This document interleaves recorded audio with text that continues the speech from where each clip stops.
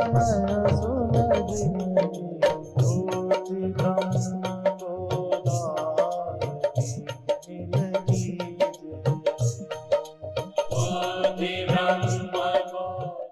तुमको संत गुरु भगवान लगते हैं, क्योंकि एक में लगना शुरू हुआ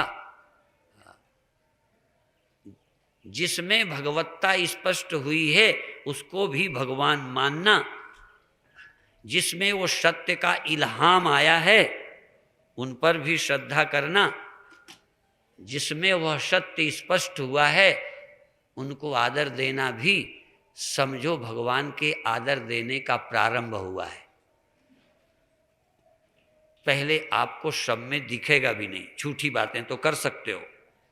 यदि तुम्हें संत में परमात्मा का एहसास नहीं हुआ, यदि तुम्हें राम में श्रद्धा नहीं हो पाई, यदि कृष्ण जैसे परम ज्ञानी ब्रह्म स्वरूप में भी तुम्हारी श्रद्धा भक्ति प्रेम नहीं आता, उनके दर्शन करके तो तुम सर्वत्र ब्रह्म नहीं देख सकोगे।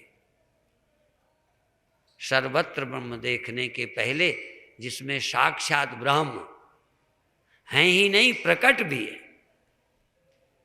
नहीं समझ में आई।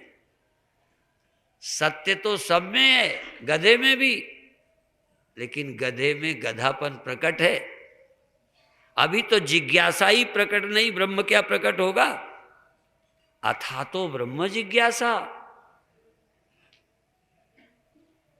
जिन मनुष्यों में अभी भगवत भाव प्रकट नहीं हुआ, भगवत भाव की जिज्ञासा ही नहीं हुई, वो सेठ साहूकार राष्ट्र की दृष्टि से वंदनीय होंगे, वैज्ञानिक वंदनीय होंगे, क्योंकि बहुत कुछ उन्होंने मेहनत की है, परंतु सब में रहने वाले सत्य का स्वागत नहीं किया। अभी एक बहुत मजेदार बात लादेन ने कही कि यद्यपि सद्दाम ईश्वर को नहीं मानते, फिर भी हमको उनका साथ देना चाहिए। मानते हैं कि नहीं मानते मैं नहीं जानता, मैंने जो पढ़ा वो बता रहा हूं, क्योंकि कौन नहीं मानता ये भी अपन कैसे जाने। कौन मानता है उसे नहीं मानता।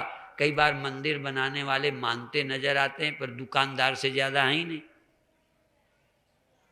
कई बार भगवान को बिल्कुल न मानने वालों ने भी भगवान के मंदिर बनाए हैं। वो इसलिए बनाए हैं कि दुनिया में सांसारिक सफलता के लिए उनका बिठाना भी जरूरी है। कई आजकल तो परोपकार भी लोग बहुत कर रहे हैं, परोपकार की दुकानें खोली हुई हैं, क्योंकि परोपकार के बिना हमारा नाम नहीं, न पैसा न नाम, कुछ भी नहीं मिलने वाला। हमारे जैसे लोगों को तो परोपकार के नाम का ही चलेगा, परोपकार की ही दुकान काम करेगी। कोई देश के भले की, कोई राष्ट्रभक्ति की, कोई गरीबों की, कोई पिछड़ों की, कोई अगड़ों की, और कोई अज्ञानी मनुष्यों को ज्ञान देने की। हाँ भाई, ज्ञान लेना चाहते हो, कोई ज्ञान देना चाहता है, तुम ज्ञान ही लेने आए हो कि और कुछ लेने आ गए हो यहाँ गलती से?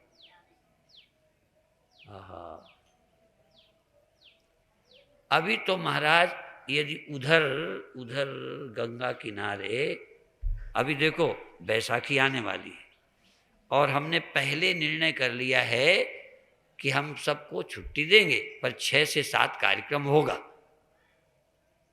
बाकी स्वतंत्र हैं। अब आप पहले नहाओ पीछे नहाओ या 6 से 7 के बीच नहाओ, हम नहीं बंधन करेंगे, हम नहीं रोकेंगे।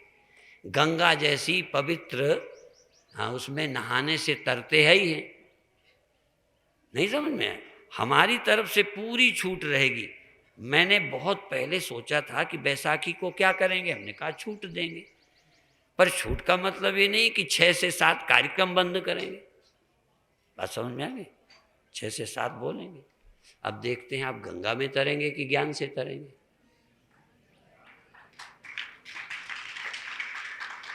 आपका भरोसा नंबर 1 ज्ञान पर है या नंबर गंगा पर है? पहला नंबर किसको दोगे? हाँ हम छूट देंगे। अच्छा, अब तो खैर कई लोग गंगा को नंबर 2 में कर देंगे, इतना ललकार दिया है तब तो। यदि ये नहीं बताते तो नंबर 1 गंगा होती, हम नंबर 2 होते।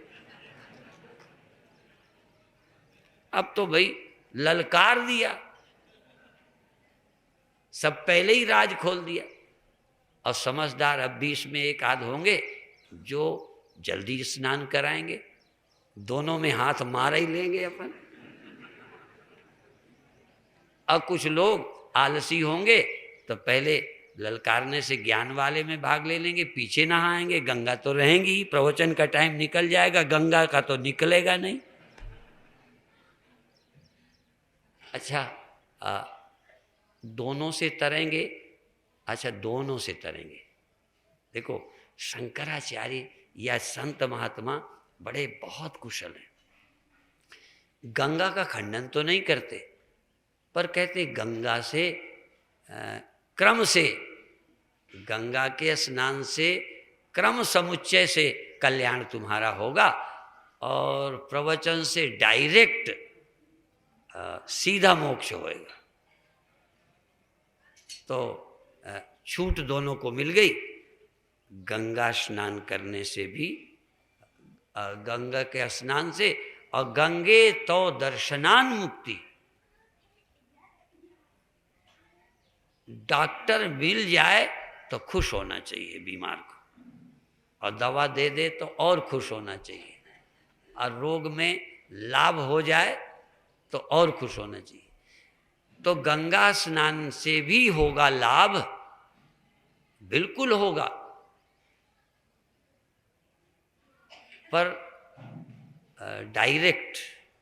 देखो खेत की सफाई, जुताई, गुड़ाई करने से फसल होएगी, लेकिन बोने से होगी, बिना बोए।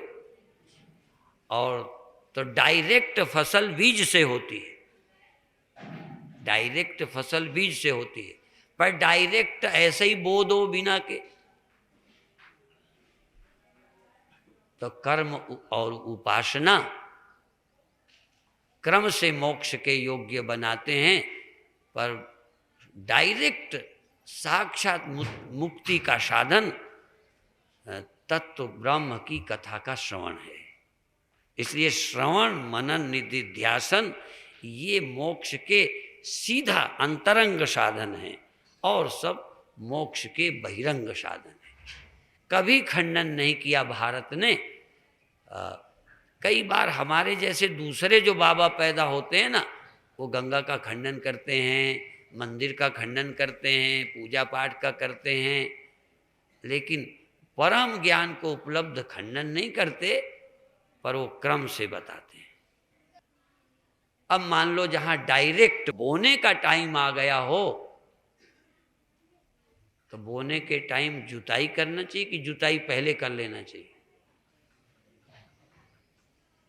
इसलिए खूब कर्म उपासना करनी चाहिए, बल्कि ध्यान भी खूब करना चाहिए। पर यदि ध्यान के समय प्रवचन हो रहा हो, तो ध्यान छोड़ देना चाहिए, प्रवचन सुनना चाहिए। क्यों? ये रामायण में है, चरित सुनहि तज ध्यान। परमात्मा की जहां चर्चा हो रही हो तो ध्यान छोड़ करके सुनना चाहिए, क्योंकि सुनने से आपकी बुद्धि क्लियर हो जाएगी। पर ध्यान भी, ध्यान करना चाहिए, पूजा करना चाहिए, अर्चना करना चाहिए, मौन रहना चाहिए, जप करना चाहिए, करना चाहिए। करने से तुम्हारे मन की भूमि तैयार हो जाएगी, और फिर सुनोगे तो जैसे बीज पड़ गया, बस जैसे तत्व ज्ञान स्पष्ट हो जाएगा, ठहरेगा। पहले तो ऐसी भूमि में उपजेगा ही नहीं, रद्दी वाली में उपज जाएगा तो जड़ें जमीन पे जा नहीं पाएंगी, तो वो कुछ होगा नहीं। जैसे बहुत लोग सुनते हैं और सुनते समय लगता है हमारे खेत में फसल उपज गई है, पे बिना काटे पूछो कुछ हुआ, कहते हैं हुआ कुछ नहीं, सब सूख गई। उगी लगी थी, उगने का भ्रम हुआ था। जैसे कभी कभी दीपक जल जाने का भ्रम होता है, तिल्ली हटाओ की बुझा, जलने का आभास होता है कि जल गया और जहां हटाया बुझा। ये जो तुम्हारा तत्व ज्ञान लुप्त होता है वह इसलिए कि अंदर से अभी उसकी प्रबल जिज्ञासा नहीं है और पूरी एकाग्रता श्रवण में नहीं है, समझने में लगन नहीं है और कुछ करने में मन बटा हुआ है। तो आप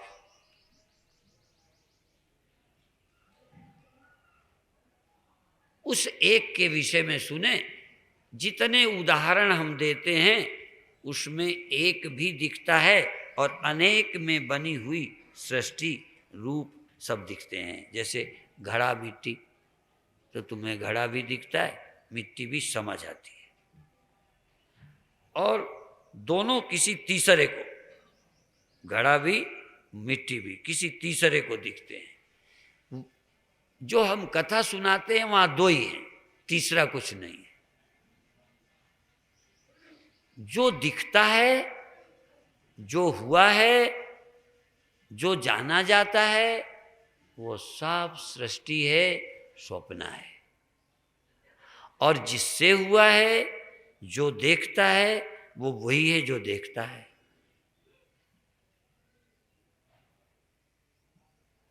ये जो देखता है, दिखाई देने वाला तो दिखाई देने वाले दृश्य में भ्रम है, इनमें सत्यता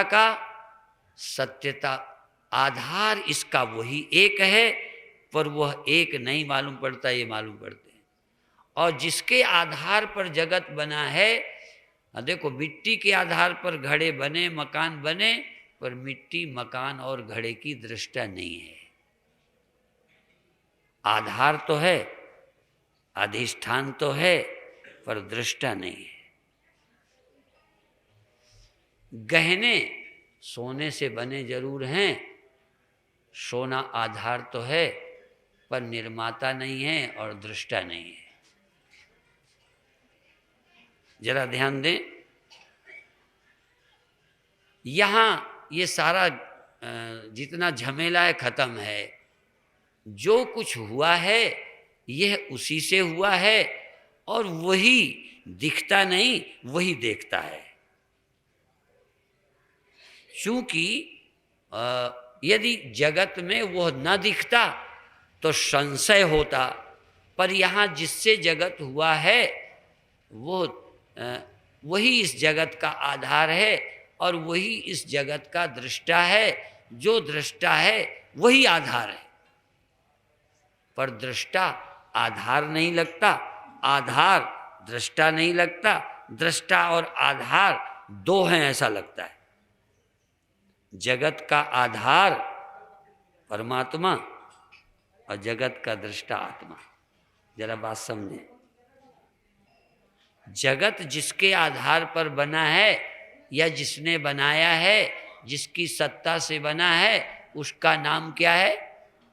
परमात्मा। और जो इस जगत को देखता और भोगता है उसका नाम है मैं। माने यहां आधार और दृष्टा दो लग रहे हैं। जैसे मिट्टी आधार है घड़े का और हम दृष्टा हैं घड़े के। हम आधार नहीं हैं और घड़े में रहने वाली मिट्टी दृष्टा नहीं है। इसलिए वहां आधार और दृष्टा जुदा है। पर यदि यही तुम्हें समझ में आता है कि जगत का आधार परमात्मा है और हम इसके दृष्टा हैं, तो बात अभी बनी नहीं। बस यही सुलझाना है। सारे प्रवचनों का सार इतना है कि तुम्हारी सत्ता के बिना जगत रह नहीं सकता, बन नहीं सकता। और तुम्हारे बिना दिख नहीं सकता, और तुम में और आधार में दूरी भिन्नता नहीं है, पर हमको यही भर नहीं दिखता। ये तो दिखता है कि शरीर है, संसार है, ये है, वो है, पेड़ है, पहाड़ है, ये। और ये बना किसने, बनाया किसने? वो अल्लाह है, गॉड है, ईश्वर है। नहीं समझ में आया? सबसे ज्यादा खतरे की बात महावाक्य करता है वो, जब तत्त्वमसि कहता है, तत्त्वमसि, वह तू है। तू माने दे नहीं, ये जो देख रहा है, ये देखने वाले को कहता है वह जो जिसने जगत बनाया है, वह जिसकी सत्ता से जगत बना है, वह जो सारे ब्रह्मांड में है, जिसकी सत्ता के बिना जगत की कोई हस्ती नहीं है, ऐसा जो ब्रह्म है, ऐसा जो सत्य है, वह तू है। वह तू है। तू माने देह नहीं, तू माने आंखें नहीं, तू माने मन नहीं, तू माने बुद्धि नहीं, क्योंकि यह भी उसी से हुए हैं। और वह जो सर्वत्र रहता है, उसी से तो ये मन बुद्धि हुए हैं। परंतु देखो, वह जो शब में रहता है, यह शब उसे नहीं जानते। ये जो शब है ना, शब, ये सब उसमें रहते हैं, पर यह सब उसे नहीं जानते। और वह जो शब में रहता है, यहाँ रहता है, यहाँ उसे जानने की, स्वीकारने की क्षमता है मुझ में। इसलिए मुझे उपदेश दिया गया, इसे उपदेश नहीं किया कि तेरे में परमात्मा रहता है, तू वही है। कभी हमने दीवाल को नहीं कहा, पेड़ को नहीं कहा, गधे को नहीं कहा, सुअर को नहीं कहा कि वही तू है। नहीं समझाया, नहीं समझ में आई बात। वही एक जड़ में है, वही एक जीव जंतुओं में है, वही एक संत महात्मा में है, लेकिन उस एक को जानकर सब में है। इस बात को देखा किसने, जाना किसने?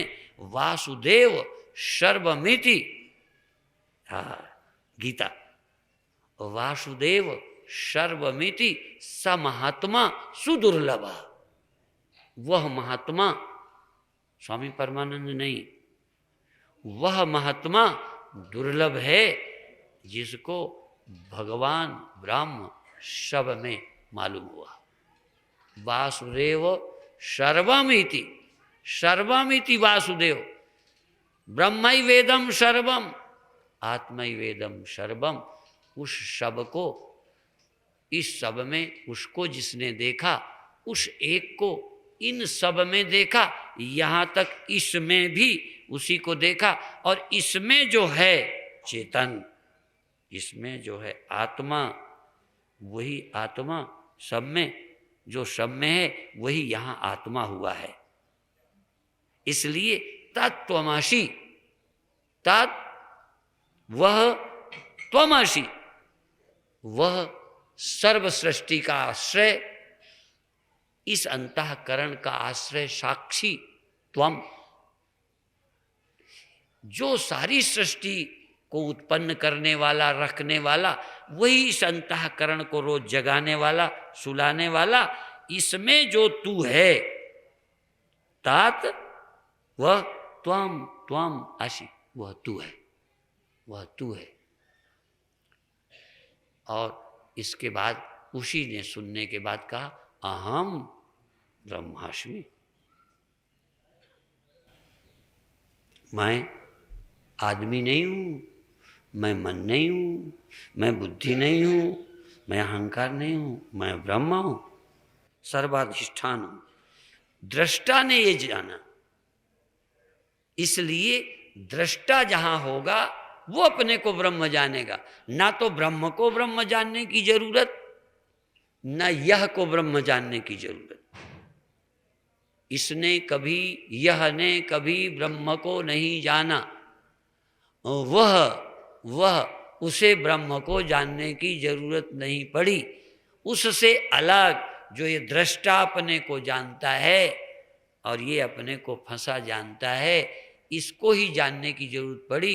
इसको गुरु ने उपदेश दिया है, तत्त्वमसि, वो तुम हो। कई लोग अर्थ करते हैं ये भगवान के लिए है कि वह तुम हो। हमने कहा वह तुम हो, ये भगवान को समझाना पड़ा, माने भगवान को भी कम अकल थी। फिर भगवान को गुरु ने समझाया। कई लोग अर्थ करते हैं कि ये महावाक्य तत्त्वमसि, वह परब्रह्म परमात्मा तुम हो, ये भगवान को ब्रह्म को सुनाया किसने? ऋषि ने। नहीं समझ रहे? ऋषि ने ब्रह्म को समझाया कि तुम ब्रह्म हो। नहीं, यह उपदेश शिष्य को गुरु ने किया। तात, जिसकी कथा आज तक मैंने सुनाई है, व्यापक है, सर्वज्ञ है, सर्वत्र है, चैतन्य है, सर्वाधिष्ठान चैतन्य है, वह चैतन्य जिसकी तुमने आज तक थर्ड पर्सन में कथा सुनी है, वो आज साक्षात फर्स्ट पर्सन में तू ही है। वह ब्रह्म तू है। पर यदि तू इस रूप को बना के मैं सुनेगा तो ये समझ में नहीं आएगी। यदि इंद्रियों को ही मैं मानकर सुनेगा तो ये कथा समझ में नहीं आई। ये कूटस्थोक्षर उच्यते, यह अंतःकरण का साक्षी, अंतःकरण का आश्रय, जागृत स्वप्न सुषुप्ति का आश्रय चैतन्य, वही जगत का आश्रय चैतन्य। जगत का आश्रय और इस अंतःकरण का आश्रय एक ही है, क्योंकि आश्रय संसार भर के दो, बोलो भाई, सब घड़ों का आश्रय, इस घड़े का आश्रय अलग अलग है। उसका क्या नाम है इस घड़े के आश्रय का और उस सब घड़ों के आश्रय का? जो सब घड़ों का आश्रय है वो इस घड़े का। तो इस घड़े का आश्रय कथा सुने। इस घड़े का जो आश्रय है, चूंकि सुनने की योग्यता कानादि मनादि बुद्धि इसी घड़े में, सब में नहीं। जिनमें ये सुनने की समझने की अकल नहीं है, तो वह चैतन्य व्यापक सर्वाधिष्ठान, इस अंतःकरण का अधिष्ठान साक्षी तू है, तू ही है सर्वाधिष्ठान। ये सुनकर के खुश होने का, ये सुनकर धन्य होने का अधिकार किसे है? मानव तन में रहने वाले इस जीव को, इस दृष्टा को। यद्यपि ये जीव गधे के देह में भी है, पर अभी सुनने समझने, हाँ, काम की बात सुन लेगा। गधी की आवाज गधा सुन लेता है। हाँ, ये सब अपनी अपनी जाति की बोली पहचान। गाय का बबाना साड़ समझ जाता है, कुतिया का भौंकना, सियारी का फिकरना, वो आवाज जानते हैं। कामी काम की आवाज जान जाता है, पर ब्रह्म की आवाज कहा जाने कुतिया। सुअरिया ब्रह्म की चर्चा सुनेगी, जरूरत ही नहीं पड़ी। उस कथा की जरूरत ही केवल कहीं से शुरू करें, सच्ची भगवान के जानने की जिज्ञासा। भगवान के मानने की जरूरत तो मूर्खों को भी पड़ गई। दुनिया के मूर्ख भी अटके में भगवान को मानते हैं कि अब ख्याल करो, डॉक्टरों ने तो जवाब दे दिया है, अब 36 साल की हो गई है लड़की, शादी नहीं हो रही। आहा, बहुत मेहनत की, दुकान नहीं चलती। संसार की जरूरतें पूरी करने के लिए किसी न किसी के सहयोग की जरूरत पड़ती है। आजकल तो लड़कियां उठाने में भी सहयोगी लोग रहते हैं, माध्यम का काम करते हैं, बिचुई का। हर एक को सहायता की जरूरत है। तुमको भी बचे रहने के लिए, बचे रहने के लिए गुरु की जरूरत नहीं है। एक सर्वशक्तिमान भगवान की जरूरत है कि हमें बचाने में थोड़ा आ जाए और मारने वाले से बचा ले। पर गुरु क्या कहते हैं, परमात्मा नहीं बचाएगा, परमात्मा का अनुभव ही तुम्हें बचाएगा। परमात्मा ने तो ये उसके तो विधान में ये सब गड़बड़ ही होना है, वो क्या बचाएगा। तुम प्रार्थना भी करोगे तो 2-4 दिन दिल बहलाएगा, अंत में कह देगा कि मैं तुम्हारी प्रार्थना सुनूंगा क्या। और 10 बार ये बात मैंने दोहराई है कि एक बार हमने परमात्मा से कहा कि भाई आप इनकी सुनते क्यों नहीं, तो कहते मैंने एक बात पहले कि यो यथा माम प्रपद्यन्ते तांस तथैव भजाम्यहम्। जब मेरी यही नहीं सुनते, मैं कहता हूं शरीर नश्वर है, मन जगने सोने वाला है, तुम मेरा भजन करो, मेरा जो सबके भीतर मैं बैठा हूं मेरी शरण आ जाओ। माम एव ये प्रपद्यन्ते माया मेताम तरंती थे, जो मेरी शरण आ जाते हैं इस माया से पार हो जाते हैं, मुझे करना नहीं पड़ेगा। और तुम यहां फंसे रहोगे तो मैं कितने दिन तुम्हें बचाऊंगा। ये बकरे की मां को कब तक खैर बनाएगी। ये काली बाबा में चढ़ाने वाले से बच जाएगी तो रोड में कुत्ते, जंगली जानवर, इसके तो खाने वाले। और ये भी तुम्हारा वाला कोई बकरे से ज्यादा है क्या, ये भी तो बकरा ही है, ये तो मरा ही मराया धरा है। भगवान ने कहा अनित्यानि शरीराणि विभव नैव शाश्वतः, शरीर अनित्य है, विभव वैभव सदा तुम्हारा हो नहीं सकता, शरीर परिवर्तनशील है। गीता में भगवान ने, देखो भगवान जब आश्वासन दे देंगे नहीं कि मैं तुम्हें अमर कर दूंगा, वो तो तुम जल्दी मान लोगे। और जब भगवान ने कह दिया वाशांसि जीर्णानि यथा विहाय नवानि गृह्णाति सरोपराणि तथा शरीराणि विहाय जीर्णान अन्यानि संयाति नवानि देहि। भगवान अमर कर देते हैं, ये बात तो मूर्खों को सुनाई दे जाती है। ये तो शायद गधे से गधा आदमी भी मंदिर जाओ भगवान को मनाओ तब बच जाएंगे, महामृत्युंजय कराओ बच जाएंगे, इस बात पर भरोसा मूर्ख करता है। पर भगवान कहते हैं जैसे कपड़ा उतार दिया जाता है ऐसे ही शरीर तुम्हारा उतरेगा, इसे मैं नहीं बचाऊंगा, पुराना हो जाएगा। ये गीता का वचन है कि मेरा है। तो देखो भगवान ने कहा ना कि शरीर पुराना हो जाएगा, छूट जाएगा, और तुम क्या चाह रहे हो कि कपड़ा पुराना ही ना हो, उतारना ही ना पड़े।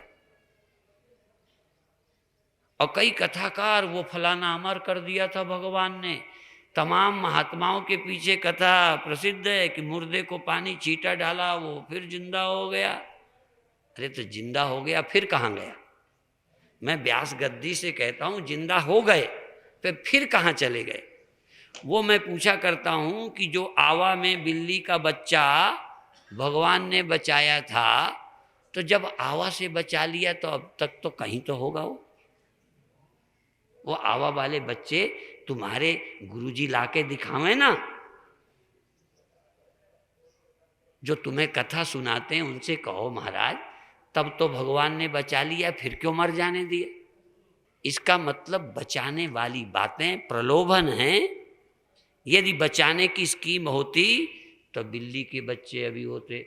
मीरा ने जहर पिया था, ठीक है ना, तब तो नहीं मरी। अच्छा अब मीरा की कथा है कि मीरा भी कहीं है। कहाँ है मीरा? राजस्थान में, वृंदावन में। आखिर तुम क्यों कथाओं में पाखंड जोड़ते हो?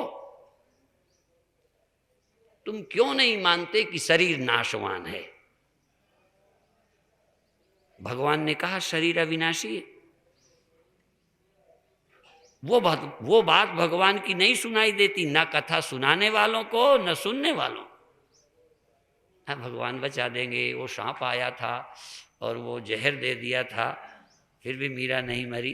अरे तब जहर देने से नहीं मरी, सांप से नहीं मरी, फिर अपने आप क्यों मर गई?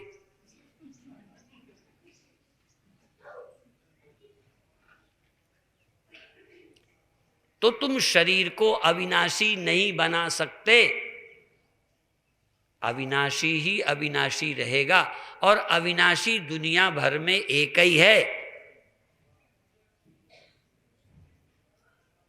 उस अविनाशी से अलग मानना ही मरना है।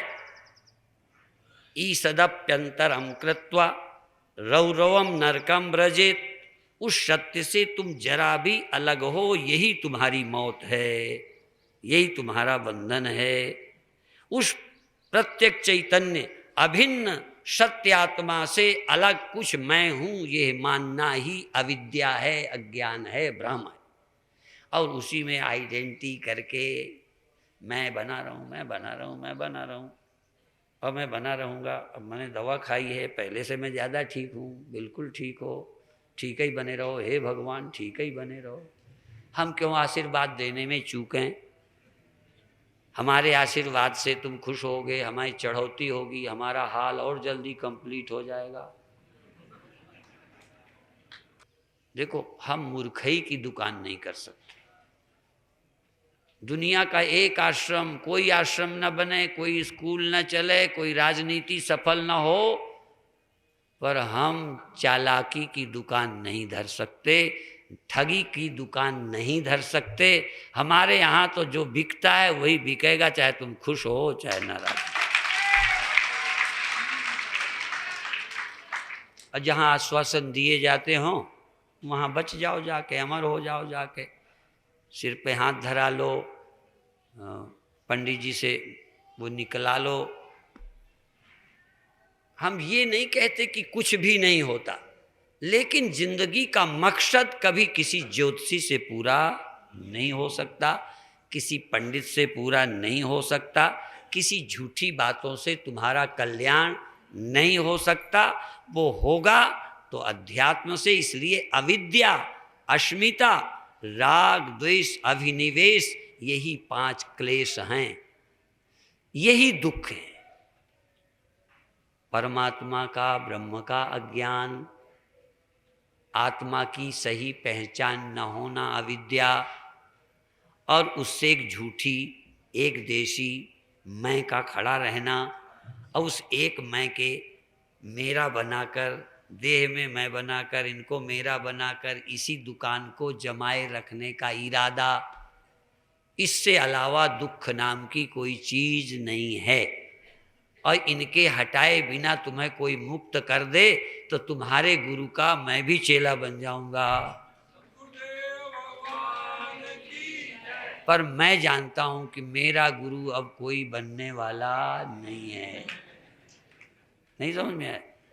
इतना मुझे कोई समझदार लगता ही नहीं जिसको मैं गुरु बनाऊं। मुझे लगता है जब यही नहीं समझे, अब इनका मैं चेला क्या बनूं? नहीं समझ में आया? हाँ, बल्कि यदि ईमानदार हो ना तो लाखों लाखों गुरु जो दुकान धरे हैं वो मेरे चेले बन सकते हैं।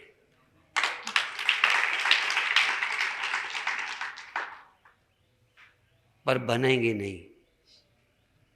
ये एक सूक्ष्म अहंकार पैदा हो जाता है, वो अब चेले नहीं बनेंगे, डरेंगे।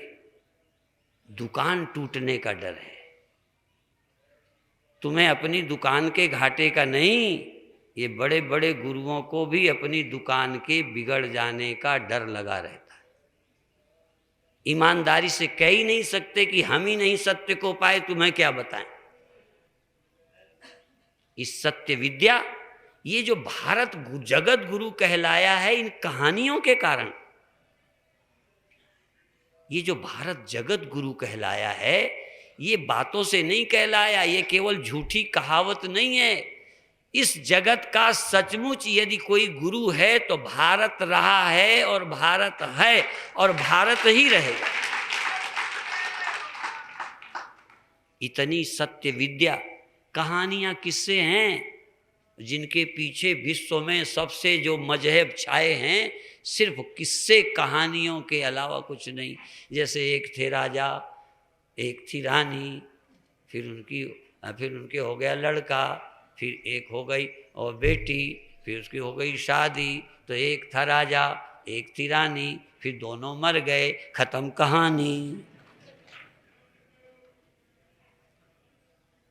एक वो था, एक वो था, एक वो था, एक रावण था, एक राम था, फिर वो चले गए। अरे रावण मारने से चले गए, राम बिना मारे चले गए? नहीं चले गए। फिर क्या मतलब? जो नहीं चले गए उसको राम मानते हो क्या? जो नहीं गए, जो जा ही नहीं सकते। और जब राम नहीं गए, गए दिखने पर, तो हम भी नहीं जाएंगे जाते दिखने पर, और तुम भी नहीं जाओगे। पर राम जानते थे, हम जानते हैं, तुम भी जान लो, तुम नहीं मरोगे। राम मरे तो हम मरिए, क्योंकि सिस्टम एक है, नियम एक है। इसलिए नहीं, राम मरेंगे तो हम मरेंगे, और राम नहीं मरे तो हम भी नहीं मरे। और तुम मर रहे हो तो तुम्हारे राम भी मरे ही हैं। तुम मर रहे हो तो तुम्हारे राम मरे, और तुम मर रहे हो तो तुम्हारा गुरु भी मरा। और तुम नहीं मरोगे, उस दिन दावे से कहना हम नहीं मरेंगे, हमारा गुरु कभी नहीं मरेगा। हमको गुरु ने जब बचा लिया तो गुरु कोई मर गया होगा? जिस राम ने हमारा उद्धार किया वो बंधे होंगे? जैनी भले चिल्लाते रहे राम अभी नरक में पड़े हैं, कृष्ण अभी नरक में पड़े हैं, उन्होंने युद्ध किया था। हमने कहा नहीं, महावीर ही चले जाएं, हमारे राम को जरूरत नहीं है। राम को ऐसी मुक्ति मूर्खता वाली नहीं चाहिए। तुम्हारी डिफिनेशन, तुम्हारी परिभाषाओं से राम बंधे और मुक्त नहीं होते। राम अपने ही अनुभव से मुक्त हैं, तुम्हारे अनुभव की जरूरत नहीं है। नहीं तो तुम तो गुरुओं को भी कहोगे, वो हमारे मरने पर भी तुम अखंड पाठ कराना रामायण का, फिर षोडशी कराना, तब हम तरेंगे। तुम नहीं कुछ करोगे तो हम तरेंगे नहीं। नहीं, तुम्हारी दिन तिरही से हम तरेंगे, तुम्हारी षोडशी से तरेंगे, तुम्हारे मंत्र जाप से तरेंगे। तुम हर बार राम नवमी न मनाओ तो राम का बेड़ा गर्क हो जाएगा। आज रामनवमी है क्या? अच्छा अच्छा अच्छा अच्छा, आप बाई चांस देखो, संयोग की बात है। आहा,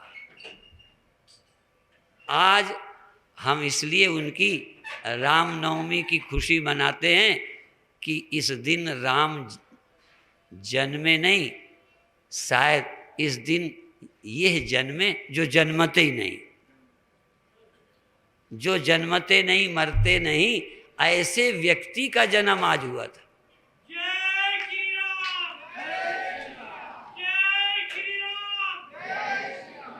और यदि तुम भी नहीं जन्मे हो, नहीं मरोगे, तो तुम्हारा जन्मदिन भी रामनवमी से कम नहीं है।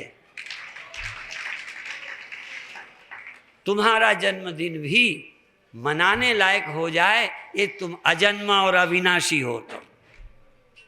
और हम यही चाहते हैं कि आज के दिन तुम भी इतने ज्ञान, बुद्धिमान, समझदार, आत्मज्ञ हो जाओ जिससे तुम नारायण हो।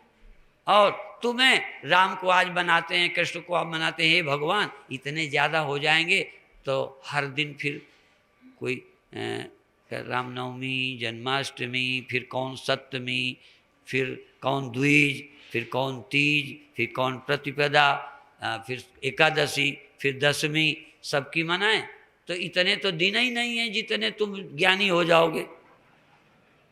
तो इसलिए हे भगवान, तुम्हारा कह दो हमारा जन्मदिन कोई न मनाए, अपने जन्मदिन की, अपने निर्वाण की खुशी हमें है। हम कोई दुखी होके नहीं जी रहे हैं, हम ब्रह्म हैं, इसलिए अपने जन्म की खुशी और अपने निर्वाण का आनंद हम खुद लेंगे। ऐसा आज के दिन प्रेरणा लें। ओम शांति शांति शांति।